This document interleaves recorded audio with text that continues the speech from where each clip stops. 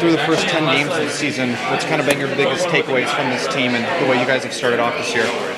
I think we played pretty good. Obviously, last couple of games we struggled a little bit. At the beginning, we were scoring a lot of goals. The power play was really hot, so I think that kind of masked a little bit of our stuff that we weren't doing so right. But I think last game we kind of showed what we got. I know we're down, but I think we played a pretty complete game, and we could have been up after 2 periods. But I think this shows the heart we have in this room of being down 2-0 against a really good team that doesn't really give up much, and coming back, it's a huge win. Defensively, what's kind of impressed you so far this season, and also what have been some areas where, as a team, you guys feel that you can take some steps forward?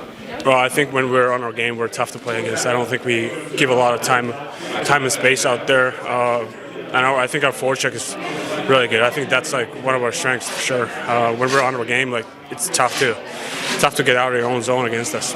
You played with a couple different lines in the back end this season. What's that chemistry been like for you, able to gel, and what are you kind of hoping to take forward here? Yeah, I mean we got 7 really good defensemen here, and it doesn't really matter who you play with. You know the guy next to you is really good. So I think that does helps, and I think there's a lot more older guys that have been around longer. So just the communication and the way you think about the game and understand the game is different, and it's definitely.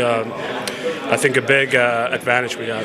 Defensively, too, you guys are leading the league in points from defensemen. What's been able to click in terms of getting into the offense and starting the attack?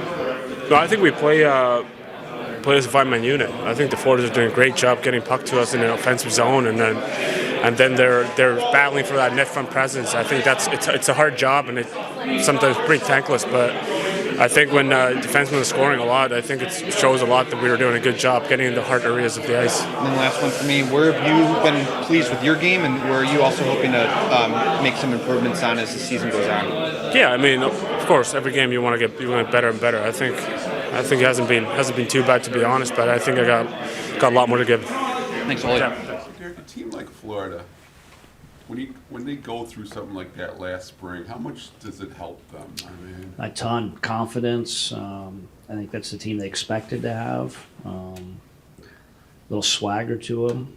I don't think there's. You go through something like that, there's probably no situations not too big for them. And obviously, I think they expect to be there again this year, and they have all the makings of being there. I know you mentioned the starts yesterday. You talked about that briefly, but a couple of the guys I talked to today said that that's going to be a key, just starting a little better than you've seen in the past. Yeah, we get that trend.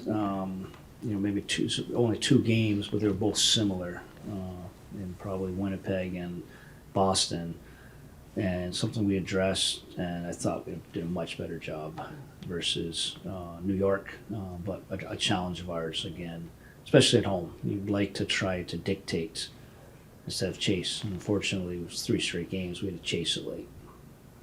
A guy like Kachuk, how much does he kind of shape the emotion and character of the game? He just there's an it about him. There's a swagger about him. I remember doing my TV gig last year and watching him operate. I don't know, it's such a small thing, but I don't know if you guys recall, but they won in Boston, maybe to make it 3-2.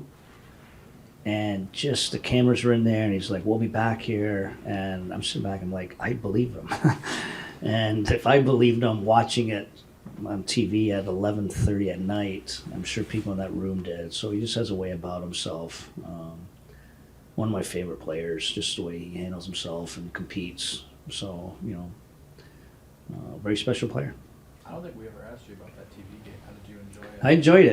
It was a ton of experience. I wanted to do it for some growth. I was going to be watching the playoffs anyways. I mean, even growing up as a kid in upstate New York, where we had Hockey Night in Canada, man, before I was 12, we didn't have cable. That's all we had. I was waiting for Saturday night. It's an opportunity to do it. But you also learn. I had entire Maple Leaf Nation wanting to oust me because I was a Tampa homer, which I was. It was still the emotions of just I was invested with him. Then I had the whole Tampa team wanting, the whole Tampa fan base, and just wanting to, for giving up Vasi struggles with screens and tips, So I had both ends of it, and to watch like Elliot Friedman, and they laugh because that's their life every single day. So there was an experience, but I enjoyed it. Did Coop call you after that? No, we talked. He's like, what is going on? I'm getting phone calls on me, and I'm like, it's all a pretty good laugh about it actually. When you were watching that Florida series, though, I mean, were you kind of like, all right, been there, done that? And from the Boston perspective, it's like, Yeah, it felt a little different. It felt similar in the pressure of it, but if you recall, like it was on us. Again, I'm speaking years ago, but man, Hedman was out. We were a shadow of our team, and if you remember that Columbus team, you go player for player, they might have been better than us. I know it sounds crazy with us winning 62 games, but what they added and how they're playing, and I remember watching them play Boston. They could have beat Boston. They could have easily won the Stanley Cup there. So I do feel what Boston felt. It's just that pressure of where it kind of gets away from you a little bit. But those are really good growth experiences. As painful as those are, I mean, look at Boston this year. It's the best team we've played. I'm sure there's a little of that. So that can help Boston. I think so. I think both teams. The more you put yourself in those experiences, I think there's growth out of it. What differences do you notice with Florida without Ekblad, Montour, and Sam Bennett? Yeah, they still play the same. It's a tempo team. They're on top of you. If you're not clean or precise out of your zone, they're going to make you pay. And again, you have Ekblad out, but still there's some D that move. But you've got Barkov up the middle. You got Kachuk. It's still a really good team. Different for sure. Anybody loses goes through injuries. Everyone goes through it, and they're going through it right now. How do you assess your team? Like 10 games in, 10 new faces. What's your assessment? Yeah, that's a great question because obviously on paper 6-3-1, ecstatic. And we were told us in the summer you'd start 6-3-1 with the schedule we had. We were taking it. I thought you were crazy, but again, it's just our play of late. Has been okay. We just want a little more consistency, and Danielle said probably a better start tonight. So, of course, you look back on 10 games, 6-3-1 is a really good start, but it's about how we're playing at the moment, and we're still battling through it. You decided which D will be out tonight? Yeah, it's going to be Petrie out tonight. With the Panthers, what is it about their game that you think translated so naturally to playing in the postseason? Well, one, they were very good. They were talented, they're deep, but they had that swagger, that it about it.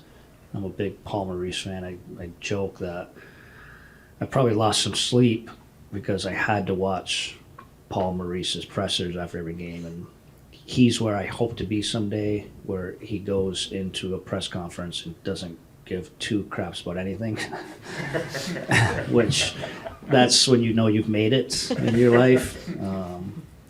I'm obviously still young in this league and guarded with anything I say, but they had that it about it, and the way they played, I loved it. It was aggressive, it was assertive, and they earned it. I mean, it's what a run. You've praised some of the coaches on your staff throughout this early 10-game stretch of the season. What's Westy brought to the group and to the room? He's organized. He's consistent. Our play from our goaltending has been very good to this day. You talk about a 10-game segment. If you look at our goaltending over 10 games, I know the numbers for Villy may not play out, but again, I look at it as quality stars. You go through those 10 games. There's very few games we've left the concern about our goaltending. But for me, as a goaltending coach, I want part of our process, which he is, but the trust and confidence from the goalies, and he has that. So he's brought a lot. To go back to overtime the other night, it feels as though obviously a lot of teams are playing that real prioritizing possession and cutting back and that sort of thing, and yet a lot of the best chances seem to come from counterattacking. Yes. So I'm curious, I guess, as a coach, where you see the balance. It's good question because 3-on-3 has changed drastically. All chances come off transition. It's how you get those transition. Puck possession is valuable. I mean, you saw us. We put Rass on the face-off just to win a 50-50 battle, and he did that. And then we got a change from him. So yeah, that's part of it. You want to limit transition and take advantage of it when you can. And again, we're 1-1. We want to be better. I think we were 4-6 last year. We've worked a lot on it, and I thought that was a pretty good overtime game for us. We controlled most of the transition, and we gave up the one chance. We had 3. Obviously, we found a way to win. Where do you stand on the shootout now at this point? I mean, do you like it or? Yeah, it's all part of it. I don't see a different alternative to it right now. You know, I know some people have stronger opinions. I don't. I like it. That's all part of it. Puts a reasonable end to the game, and you know the overtime. It's the extra point. So I think it's favorable to the fans too. So I'm not as opposed to the overtime or the shootout like others, but I'm sure there's some growth, and you know, obviously open for ideas too. All right, thanks. Thanks, Jim.